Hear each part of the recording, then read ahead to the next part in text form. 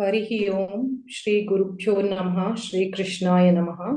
So, with Krishna's grace, we've completed 10 chapters. So, well done, everyone.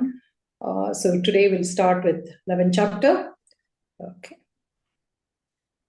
नारायणं सुरगुरुं जगदेकनाथं भक्तप्रियं सकललोकनमस्कृतं च त्रैगुण्यवर्जितमजं विभुमाद्यमीशं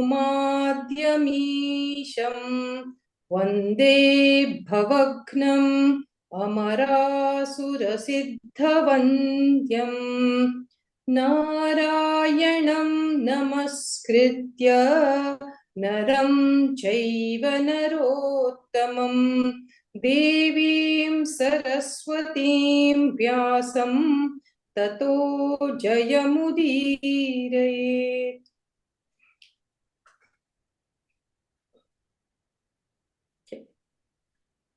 ॐ श्री परमात्मने नमः।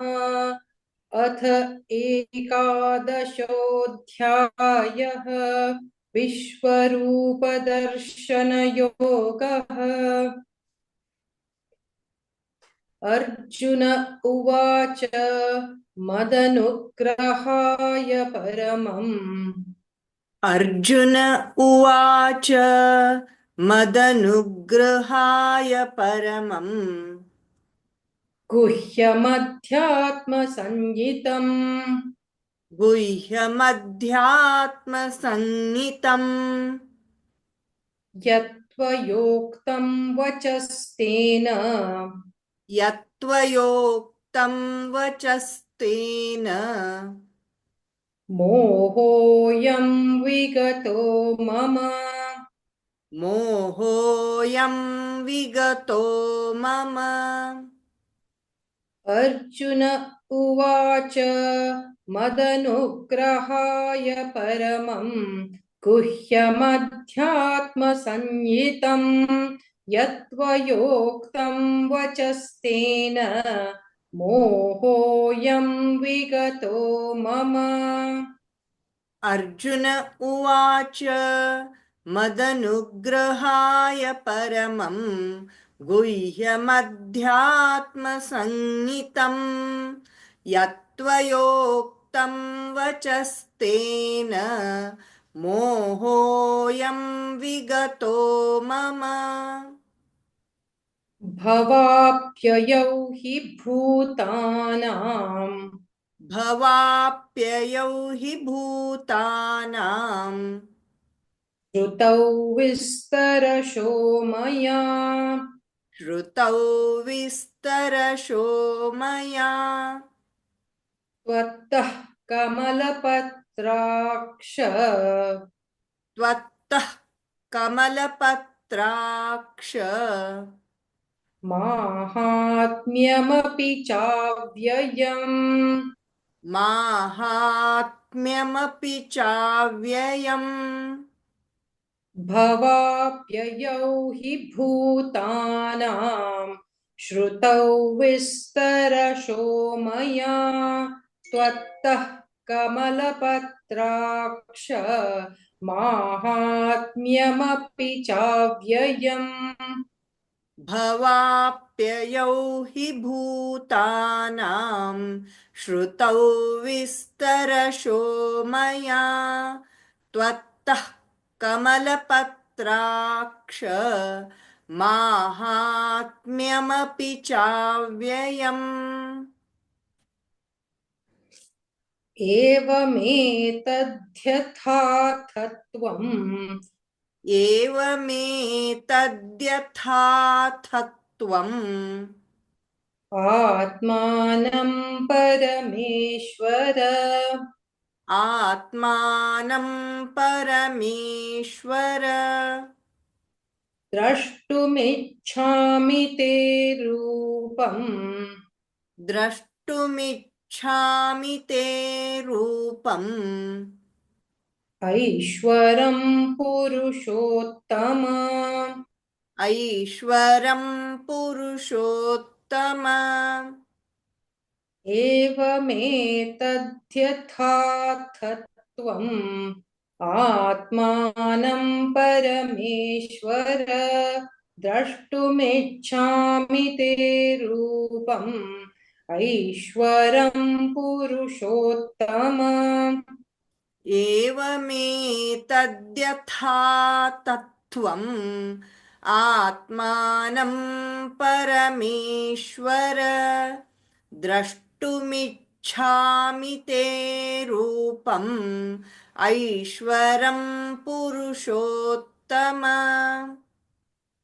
मन्यसे यदि तच्छक्यम् मन्यसे यदि तच्छक्यम् मया द्रष्टुमिति प्रभो मया द्रष्टुमिति प्रभो योगेश्वर ततो मे त्वम् योगेश्वर ततो मे त्वम् दर्शयात्मानमव्ययम् दर्शयात्मानमव्ययम्। मन्यसे यदि तच्छक्यम् मया द्रष्टुमिति प्रभो योगेश्वर ततो मे त्वम् दर्शयात्मानमव्ययम्। मन्यसे यदि तच्छक्यं मया द्रष्टुमिति प्रभो योगेश्वर ततो मे त्वं दर्शयात्मानमव्ययम्। श्रीभगवानुवाच पश्य मे पार्थरूपाणि श्रीभगवानुवाच पश्य मे पार्थरूपाणि शतशोत्थसहस्रशः शतशोऽथसहस्रशः नानाविधानि दिव्यानि नानाविधानि दिव्यानि नानावर्णाकृतीनि च नानावर्णाकृतीनि च। श्रीभगवानुवाच पश्य मे पार्थरूपाणि शतशोत्थसहस्रशः नानाविधानि दिव्यानि नानावर्णाकृतीनि च। श्रीभगवानुवाच पश्य मे पार्थरूपाणि शतशोऽथसहस्रशः नानाविधानि दिव्यानि नानावर्णाकृतीनि च। पश्यादित्यान् वसून् रुद्रान् पश्यादित्यान् वसून् रुद्रान् अश्विनौ मरुतस्तथा अश्विनौ मरुतस्तथा बहून्यद्रष्टपूर्वाणि बहून्यद्रष्टपूर्वाणि पश्याश्चर्याणि भारत पश्याश्चर्याणि भारत पश्यादित्यान् वसून् रुद्रान् अश्विनौ मरुतस्तथा बहून्यदृष्टपूर्वाणि पश्याश्चर्याणि भारत। पश्यादित्यान् वसून् रुद्रान् अश्विनौ मरुतस्तथा बहून्यदृष्टपूर्वाणि पश्याश्चर्याणि भारत। इहैकस्थ इहैकस्थं जगत्कृत्स्नम् इहैकस्थं जगत्कृत्स्नम् पश्याद्य सचराचरम् पश्याद्य सचराचरम् मम देहे गुडाकेश मम देहे गुडाकेश यच्चान्यद्द्रष्टुमिच्छसि यच्चान्यद्द्रष्टुमिच्छसि इहैकस्थं जगत्कृत्स्नम् पश्याद्य सचराचरम् मम देहे गुडाकेश यच्चान्यद्द्रष्टुमिच्छसि इहैकस्थं जगत्कृत्स्नं पश्याद्य सचराचरम् मम देहे गुडाकेश यच्चान्यद्द्रष्टुमिच्छसि न तु मां शक्यसे द्रष्टुम् न तु मां शक्यसे द्रष्टुम् अनेनैव स्वचक्षुषा अनेनैव स्वचक्षुषा दिव्यं ददामि ते चक्षुः दिव्यं ददामि ते चक्षुः पश्य मे योगमैश्वरम् पश्य मे योगमैश्वरम् न तु मां शक्यसे द्रष्टुम् अनेनैव स्वचक्षुषा दिव्यं ददामि ते चक्षुः पश्य मे योगमैश्वरम् न तु मां शक्यसे द्रष्टुम् अनेनैव स्वचक्षुषा दिव्यं ददामि ते चक्षुः पश्य मे योगमैश्वरम् सञ्जय उवाच एवमुक्त्वा ततो राजन् सञ्जय उवाच एवमुक्त्वा ततो राजन् महायोगेश्वरो हरिः महायोगेश्वरो हरिः दर्शयामास पार्थाय दर्शयामास पार्थाय परमं रूपमैश्वरम् परमं रूपमैश्वरम् सञ्जय उवाच एवमुक्त्वा ततो राजन् महायोगेश्वरो हरिः दर्शयामास पार्थाय परमं रूपमैश्वरम् सञ्जय उवाच एवमुक्त्वा ततो राजन् महायोगेश्वरो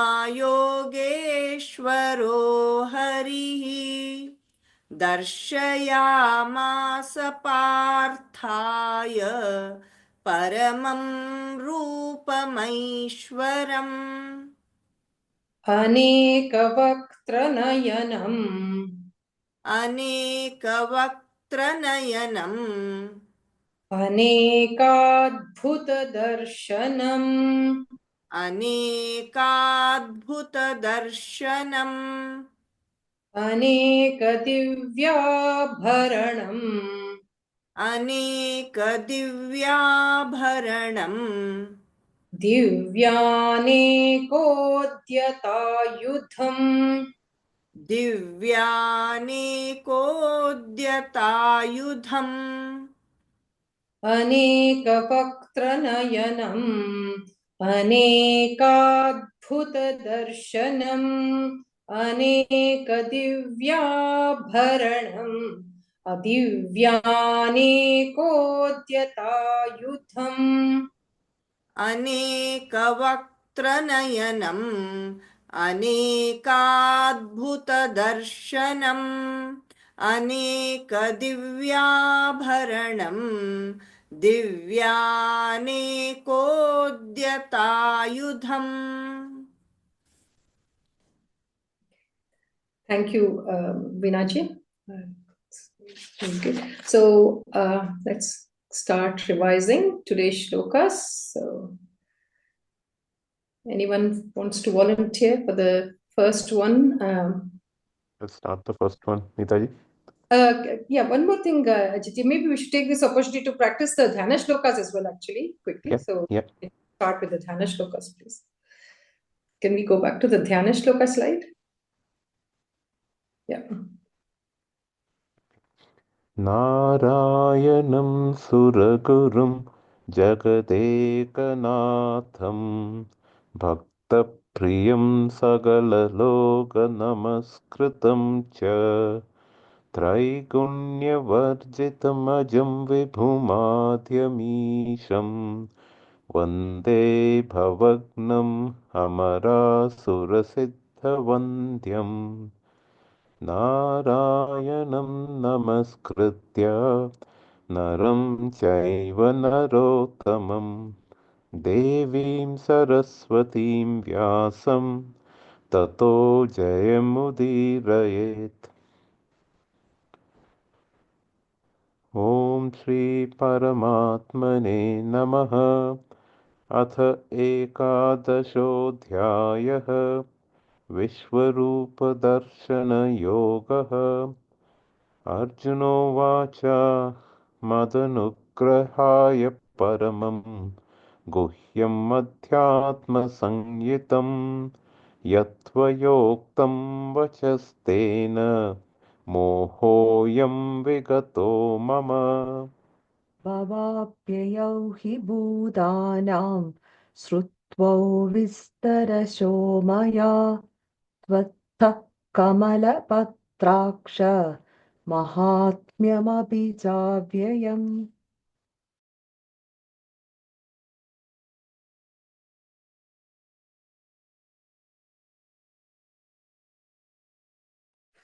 Next one, third one. Anyone wants to volunteer?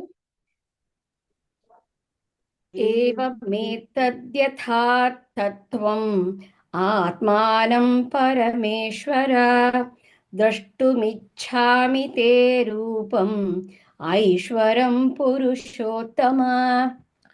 मन्यसे यदि तच्छक्यं मया द्रष्टुमिति प्रभो योगेश्वर ततो मे त्वं दर्शयात्मानमव्ययम्। श्रीभगवानुवाच पश्य मे पार्थरूपाणि शतशोऽथसहस्रशः नानाविधानि दिव्यानि नानावर्णाकृतीनि च।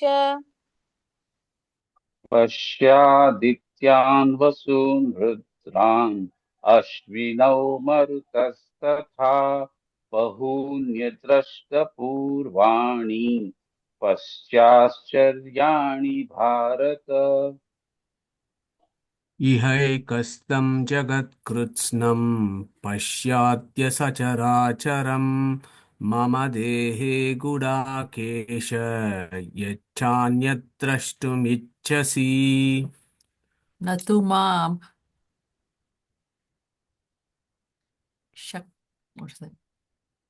शक्यसे दृष्टम् अनेनैव स्वचक्षुषा दिव्यं ददामि ते चक्षुः पश्य मे योगमैश्वरम्।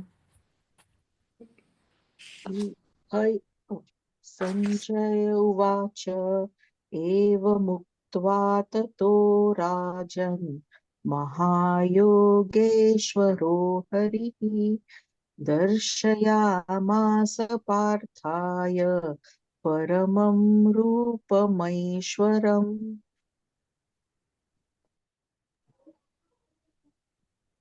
अनेकवक्त्रनयनम् अनेकाद्भुतदर्शनम् अनेकदिव्याभरणम् दिव्यानेकोद्यतायुधम्.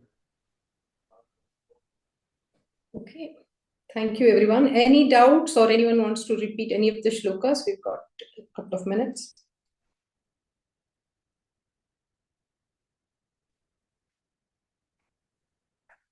Okay, if there are no doubts, we'll close this session. Everyone chant Shri Krishna Arpanamastu. Shri Krishna Arpanamastu. Krishna. Krishna Arpanamastu.